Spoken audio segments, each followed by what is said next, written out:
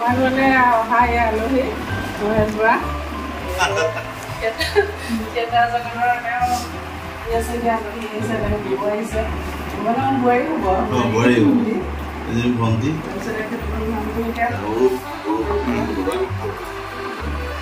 আচলতে মোৰ আলহী হৈ থকা নাই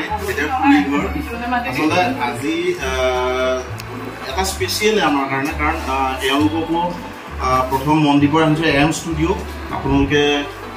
বিভিন্ন গীত পাই আছে মনদ্বীপ বৰা এম ষ্টুডিঅ'ত বিভিন্ন কাৰণত বিভিন্ন ৰেকৰ্ডিং কিবা কিবি কাৰণত আহি থাকোঁ আৰু খুৰীয়ে বৰ ধুনীয়াকৈ খানা বনাই খানা খাওঁ